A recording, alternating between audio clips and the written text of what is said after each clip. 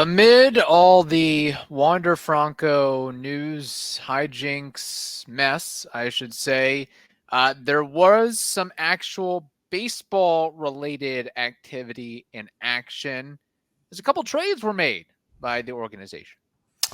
Some players we'll have to say goodbye to, and a couple players that we welcome to. So let's get started right now.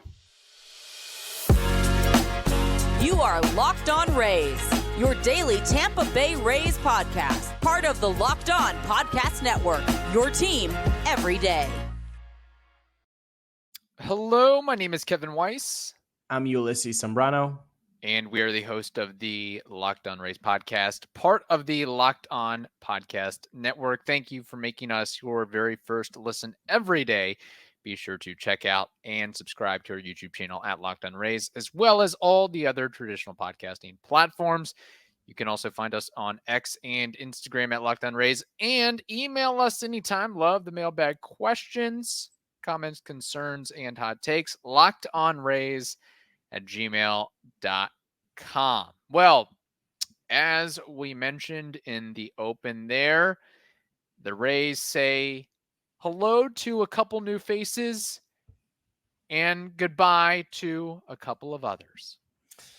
Yes. Do you want to start with the hellos or with the goodbyes? I guess whatever you want to do. You coming back from Spain in a refreshed mood and state, whichever direction you want to go. Let's say goodbye. Let's say goodbye to Andrew Kittredge for being a damn staple in the stable. He has been in the Rays. He's been with the Rays since 1978, if you can believe it or not. Believe it or not, he is older than Doug Wechter's father. Yes.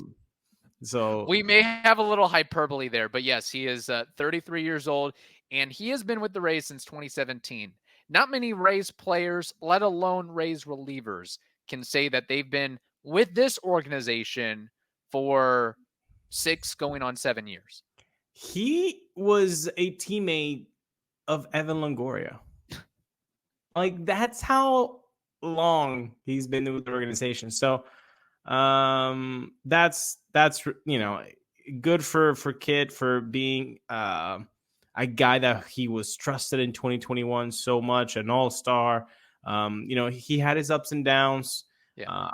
Definitely you did not see the 2021 season as a I can see that from Kittredge. Like that came was out a of career nowhere. year. That was one of the best relief seasons from any Rays player. I mean, that was in the pantheon. Yeah, no, for sure. So good for him for getting an opportunity in a team that needs a good bullpen or strengthening their bullpen like the Cardinals do. So, and it's a great organization from what we hear in the outside, and also really good fans. They support their team, so I'm sure that they're going to love to see Andrew Kittredge. Question for you, Kev, is will he keep his beard or will he go Paul Giamatti once again? Well, there's no rule, I don't think, with the Cardinals that states that you must or must not have facial hair like the Yankees and some other organizations, or the Yankees might be the only one that I'm really aware of or privy to. So if I was him, I would keep with what's working. Whatever he was showcasing during the 2021 season, I would go with. Which, again, I mean, and we'll get to the acquisition or acquisitions that the Rays have got in these multiple trades, though, with Richie Palacios coming to the Rays from the Cardinals for Kittredge. But I was kind of, I don't want to say surprised, but it's like, wow, the Cardinals were willing to give up that for a 33-year-old reliever who had Tommy John surgery in June of 2022. In a reliever, I mean, we know how volatile those guys are. So clearly they see something in Kittredge that they like. And I mean, when he returned in 2023, he he was solid. He was solid enough. He still has the sinker and the slider. He still has the workability. And I'll tell you this about Kittredge. I think that the Cardinals are getting somebody that like just a real good dude, which I think is important to have. But we should know that he'll do whatever's asked of him, whether it's being an opener, whether it's pitching single inning, whether it's pitching multiple innings, high leverage, low leverage, medium leverage, big stage in the playoffs. He'll do whatever it takes. And that's kind of the mindset you have to have when you're, an undrafted guy. Well, he was drafted before and then signed a professional contract as an undrafted free agent. Like, he is a great success story of, he wasn't a high-end prospect or anything like that. He really, really had to grind and grind and grind to become an all-star and to become a guy that put up really solid numbers over the course of 7 seasons in multiple roles and aspects for the organization. Yes, and nothing to take away from Kit, but maybe this is my race fandom bias here, but not having Kit in the bullpen doesn't make me shake. Right. For the 2024 season. And maybe that's because I trust the Rays front office in something like building a bullpen year in and year out. So maybe that's it. But I am with you. When I saw that was the trade, I was like, oh, damn, really? Yeah. They gave up Palacios for Kittredge?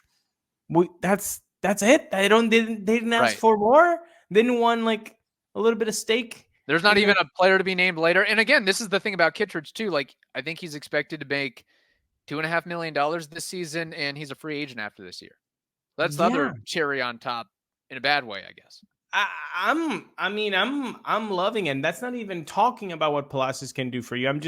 That's a pretty sweet one. And on the other side, you say goodbye to Luke Raley, who was an incredible addition offensively and defensively too, to the 2023 squad, and came out of nowhere. And good for him to add that pop and that speed, that uncanny, surprising good speed from a guy with that much size. We hadn't seen that since Avi Garcia in 2019.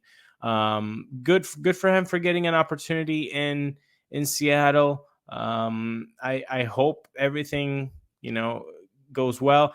But again, with the return, it fixes a lot of the structural damage that the off-field things with Wander have occurred with the roster. And with this trade that you have to do it, it does make it a little bit more stable and makes you not have to sweat so much. Oh, for sure. And we will get to that. And I do have a couple comments on Luke Raley and his exodus. But first, Ulises, we have to tell the audience about something important. And that important thing is that you got to be prepared for anything that life throws at you. And it can be very difficult sometimes to be prepared for everything. But guess what? If you have the Jace case from Jace Medical, that's one less thing you'll have to worry about. Because the Jace case is a pack of 5 different antibiotics that treat a long list of bacterial illnesses, including UTIs, respiratory infections, sinus infections, skin infections, among many others. This stuff could happen to any of us. So today, visit jacemedical.com and complete your physician encounter. It will be reviewed by a board-certified physician, and your medications will be dispensed by a licensed pharmacy at a fraction of the regular cost. It's never been more important to be prepared than today. So again, go to Jase Medical, that's JASE medical.com, and use offer code LOCKEDON, LOCKEDON, to get $20 off your order at jasemedical.com. With Luke Raley, kind of a similar arc or story with Andrew Kittredge of he wasn't handed anything. He really had to work and grind to get his opportunity. And finally, we saw the makings of what he could be in spring training. And we know spring training can be a crapshoot. A guy goes off and it's like, well, is he really going to translate it into the regular season? And Luke Raley did that, at least for the first half or pre-All-Star break, where there was a lot to like about his game. Just the positional versatility, playing right field, center field, left field, first base, being able to DH. And then you mentioned it, the sneaky athleticism for his size, a la Avi Garcia, where he's not only hitting, 450-foot bombs straight away center, but he's making over the shoulder catches up the line from his first base position, or he's making diving catches head first or leg first in front of him in center field or right field. Or, stealing a bag with his, clunky running style. So, and I think, again, a guy that was just probably a mood booster of like, he gives that effort, he gives that hustle. He's had to work for everything to get to this point, finally getting an opportunity and capitalizing on it. And I think we sort of had the ideation or realization that Luke Raley probably wasn't going to be here for the long haul. After his strong start to 2023, at some point we were like, the Rays may look to sell high on this guy, especially with all the name brand prospects on the come up. And now we see it. After during every drought that he had, which he had a few, just like a normal baseball player does during the season, we were always thinking, is this it? Was that it? Is it over? Was that the end of the production? And he would pick it up again. I think this is the perfect way of not worrying about that and capitalizing on a very high valuation of who he is right now in Luke Raley. And he's a guy that if given the right amount of playing time, seems to be a candidate for being a 2020 guy. Yeah. Which is not easy to do. I know that the Rays have had a lot of 2020 guys with makeup around that in the last few years. That's not easy to do. And so Good for Seattle for getting that. But I'm also happy with the return on both cases. We needed a win. We needed some good headlines coming from this organization. Yes. With everything, the sideshow of the Wander Franco situation. And correct me if I'm wrong, or if you disagree, say it. But I think that the Rays got more entertaining, more athletic, and better with adding Jose Caballero and Palacios and offing Luke Raley and Andrew Kittredge. Because my theory I appreciate and love everything that Andrew Kittredge provided to the organization over the last 6-7+ seasons, and everything that he had to go through, injuries and otherwise. But my standpoint again is next man up, plug and play, find the next Sean Armstrong, find the next Bob Stevenson.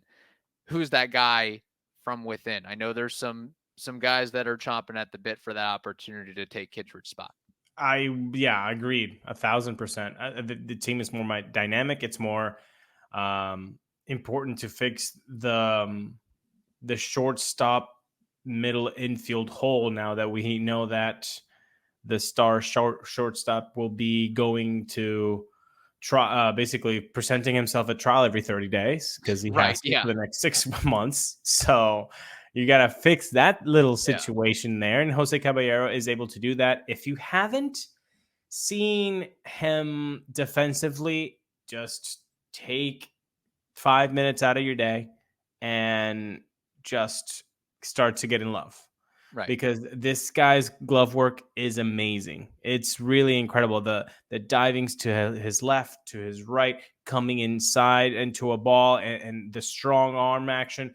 He has all the tools to be a really good shortstop here. I mean, honestly, and I know a lot of people are going to say, oh, you just because you don't like Walls. I love Walls' glove. I've always said that. And I love his base running. But it's the bat. I will take a little bit less glove with a lot more bat from Caballero And Yeah. it seems like that's exactly what we're going to get. Like, I mean, I know it's just a few games, but in 2023, in 104 games, he had a slash line of 221, 343, 320 for a 96 WRC plus. Now that's 4 points away from being average. And you might tell me, oh, what? So you're clapping for a guy who is 4 points below average and run in WRC plus and how he produces runs offensively? And I'd be like, yeah, you're right. It's 4 points below average. Taylor Walls' best year has been a 75 WRC plus. So yeah, I will take a little bit less of the glove. And by the way, I don't know how much less. I don't know, because the plays I have seen, Kevin, from Caballero have been incredible. One of them was like this quick bouncer against the Houston Astros that I really like how Todd Callis, tremendous Rays legend, Todd Callis like narrated that play-by-play instance. He was like, oh, Caballero with a great bounce. He himself was like really jazzed up about it, and he's rooting for the other team. Right. So I think if you haven't seen Caballero with the glove, go look it up, and you're going to really like what you see. Yeah. Now, the one note I'll have on Caballero, or a couple notes, I guess, is he was mostly a second baseman in Seattle. So that might be a little bit of an adjustment of, hey, dude, you're primarily or exclusively playing shortstop. But it's good to know that you have a versatile dude that, hey, if you'd rather have Taylor Walls at short, then you can move Caballero to second or third. He's even played in left field, believe it or not. He's DH some games, so he can move around the diamond. But I'm glad you brought that up about what he can do defensively and some of the amazing plays. Yeah, diving glove side, getting up quickly, making a strong, accurate throw, leaping catches. One thing that I really noticed about him, at least on the defensive side of things, was the accurate throw, getting it to the first baseman's chest or neck where they don't have to bend down or jump up to snag something. So I think that was key. And then the rest of his game too, it's fun to watch. It's impressive. I think Rays fans are going to enjoy having him on the team because there's a lot of gamesmanship aspect to him, getting into the mind and head of the opposition, the opposing pitcher, catcher, whoever it may be, at the plate and on the bases. Like he's got some Randy to his game on the bases as far as hesitation and forcing pickoffs and am I going to go? Am I going to retreat? Like it's going to make for a fun time. I think he's got a real high baseball IQ and instinctual aspect to his game. Look, I mean, we look, and he's fast and athletic too, which is nice. I mean, you rolled off his offensive numbers and, they're not going to necessarily wow you, but I think he knows what he is. He knows what he can do. I'm pull middle heavy. I hit line drives between, over the head of the shortstop, in between the left fielder and the center fielder, and he can time up velocity. I think that's a key, that he can hit 96, 97, 99, even at the top of the zone. Like he's early on those pitches. So I think there's something to build with him. 100% there's something to build. And I liked what you said about getting into the mind game situation, because if there was an instance with Garrett Cole. Yeah. And if you guys don't, just Google or YouTube it, Garrett Cole, Jose Caballero, and you're going to see the breakdown on it. I like that. Yeah. I like that. Like, and when you look at his on base, like if you're a batting average guy, I mean, I don't think you should be an only batting average guy. It's not that it doesn't matter, but 221 might seem low. And then you look at the base percentage at 343, and you're like, whoa, that's You don't really see that from a guy who's not like a big bopper, like a he had 4 home Ballard. runs in 104 games and 231 at bats. Yeah, exactly. So that catches your attention. So he really has a great. He knows what he's doing there, what at least what the pitcher's trying to do to him. I think it's going to be a terrific addition to the lineup, and that mind game situation with the pitcher. If you can get into Garrett Cole's head, you're really good at it. Because Garrett Cole is one of the best pitchers in the game. And so that tells you that he can, he can think clearly. He doesn't let things bother him. He kind of, he knows what he's doing on the mound. Yeah. So like when somebody's able to get to him, to that type of level of pitcher, he knows how to do something. And this is a rookie we're talking about. Yes. I mean, I guess a 26-year-old rookie, but still a rookie that you're Jose Caballero, all 4 home runs that he had, gets under the skin of Garrett Cole. Exactly. Like that's Draymond Green, Patrick Beverly type stuff. And as the scouting reports show at the plate, using the pitch clock to his advantage, timing his entry into the batter's box in such a way to make the opposing pitcher vulnerable to a violation or to cause the pitcher to come set before Caballero has visually addressed the mound. It's the old adage of you hate him if he's on the other team, but you love him if he's on your team. I think you're going to get a lot of that with Caballero. And I know we mentioned the base running, 26 stolen bases in 104 games. Like that's so great. We want more athleticism. We want more energy, and he's going to provide it in spades, I think. Yeah. And if there's a guy that you're like, who can do some damage on the bases? Who do I put some green Skittles to? Caballero would be one of them, Kevin, but I just don't know where I would put my green Skittles if I wanted to do that. Well, there's one place called FanDuel. You could do that. Speaking of that, let's tell you this. The NFL regular season is wrapping up, but there's still time to get in on the action with, like we said, FanDuel. They are America's #1 sports book. Right now, new customers get 150 buckaroos in bonus bets guaranteed when you place a $5 bet. That's $150 in bonus bets, win or lose. The app is super easy to use, and there are many different ways to bet, like live same game parlays, an explore tab where you can find bets. They have what's called Parlay Hub, where you can make a parlay. It's actually the best way to find popular parlays. And there's so much more, as you already know. So go ahead and visit FanDuel.com/lockedon, LOCKEDON, to make your first bet a layup. Again, FanDuel.com/lockedon, LOCKEDON. That's where to do it. FanDuel, they are an official partner of the NFL. All right, so we've got likely our opening day shortstop in Caballero. Plus, it's just a great name. I mean, that is something that you can build around. I mean, announcers are going to hate it because it's you just got to call him Cabby, I guess. That's what you got to go with. Gentleman. But that's a good. How about that translation? Both of these guys have great translated names, Jose Gentleman and then Richie Palacios. That's pretty cool. Hey, and as I mentioned earlier in the program, the Rays got more exciting and more athletic. I would venture to guess that, and not saying, Palacios is, the most athletic player of all time, but you combine what he can do with the other guys manning the outfield, Josh Lowe, Randy Arozarena, Jose Siri, and now Johnny DeLuca. I would venture to guess or argue that is maybe the most exciting, electric, athletic outfield in all of baseball. Yeah, you got a guy who has been a 2020 back-to-back seasons. You got a guy in Josh Lowe who can do it as well.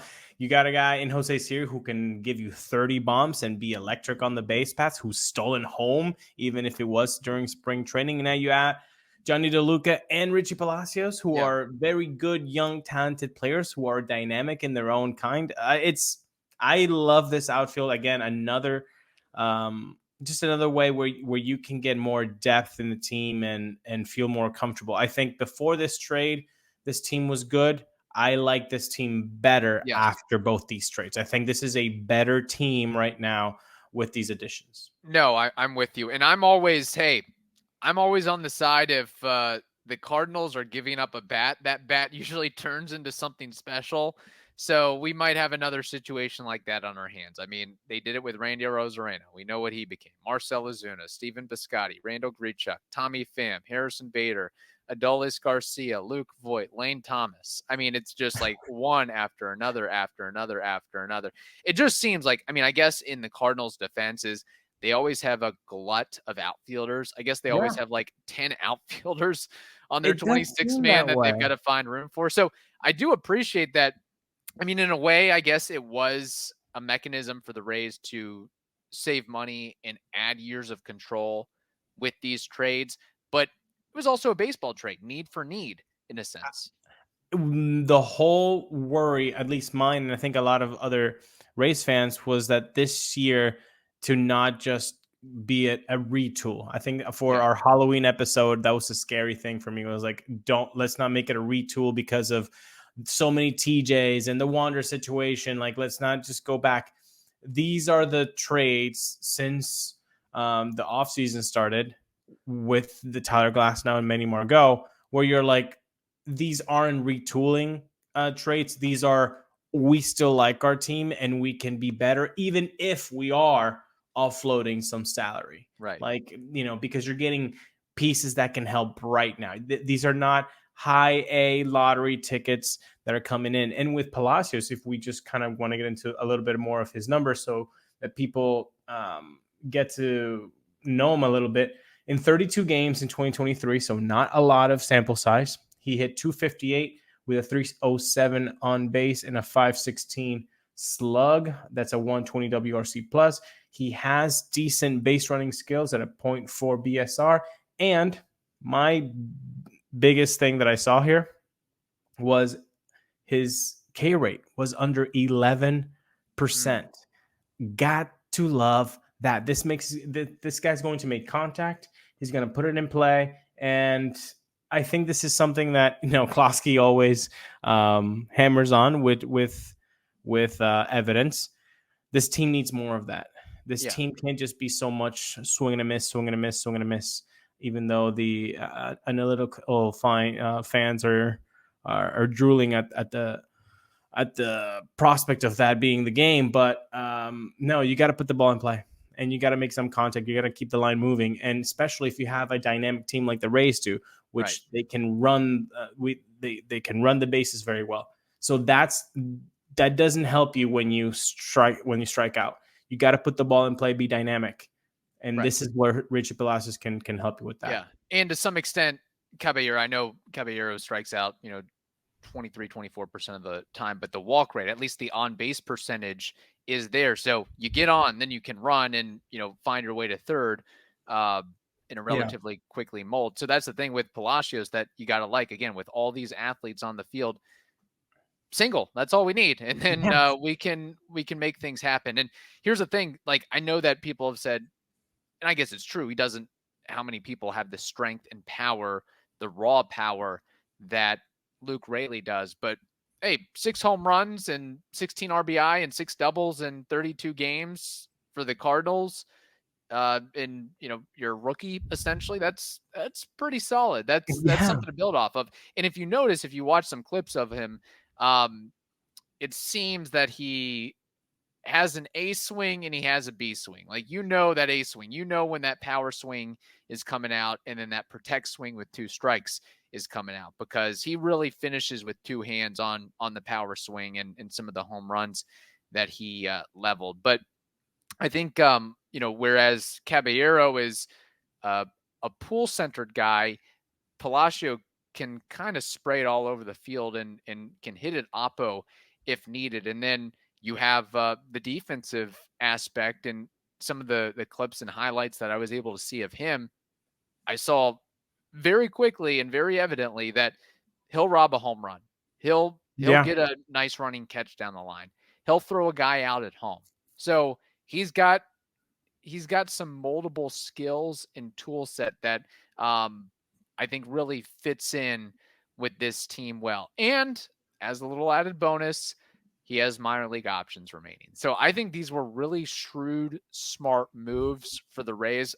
I would say win-win on both accounts, that it just makes the team better overall, because I don't know if I had totally high expectations for Andrew Kittredge based on his age and injury history and the volatility of relievers, although he's been, pretty consistent in a Rays uniform. And then Luke Raley, you sell high. It was just a case of, I think, he fell apart in the second half. And at some point it's like, is this a little bit too good to be true? Is he being exposed here? And, he's, Palacios is younger. He can maybe, I just think that there's, it brings some more dynamic feel to this team. This is kind of like, let's renew quickly. Like the Luke Palacios Caballero, seems like there's a lot here that we can just tap, and it could develop into, I'm not going to say an Isaac Paredes 30 home run season, right? But could it? That's what they would want the ceiling to be. I think all of these three new young guys, they feel like they can tap into something, and if they tap it correctly, these could be monster type trades. Yeah, it was kind of similar with Paredes. Like, he had, a handful of games, couple cups of coffee with the Tigers, and wasn't really doing much. The Rays saw something with him, but Caballero and Palacios, like, we've seen what they can do. And DeLuca too. Like, there's, and I mean, we can even go as far as Pepio. Like, they're kind of entering a new era with we're going to have a lot of new faces. A lot of new faces. For better or worse. And for circumstances probably didn't really expect or want to have to expect, but that's just the nature of the biz. That's what it is. No, now pull percentage for these guys are what, 36.2% for Palacios, and then what for Caballeros is 48.5%. So, I mean, the 45.2, sorry, for Palacios, and then 48.5 for Caballero. So the Isaac Paredes comp is not that far away. These guys love to do that. So, hey. Well, I got to tell you, with Caballero, every swing, home run, single, double, triple, it was all pull. Look at that. And like, there were times in addition to hitting high heat, he could also sit back on a breaking ball and pull that as well. So he knew what his game was, and he played it to the best of his ability. I love it. So I think these are shrewd traits indeed, and let's hope that now the performances follow the shrewdness. Yes, for sure. All right, hit it up in the comments what you think about these moves and your excitement level for both Palacios and Caballero. It's just funny. One last note on this. I wonder if Andrew Kittredge was kind of wondering if instead of St. Louis, could I go back to my home state of Washington and Seattle, because he has so much tie. And I mean, look, this will not be the last of Mariners, Rays, or I should say Dipoto and Rays trades, because Jerry Dipoto loves trading with the Rays and vice versa. Well, he loves trading with anybody. I think on average he makes like 12 to 15 trades a year. It's incredible what he pulls off every offseason. But it makes it fun. That's what it's about at the end of the day. Why not? You got to make things happen. You got to kind of move and groove a little bit. So all right. Hope you all have a wonderful day. Stay safe, and we will talk to you later on this week.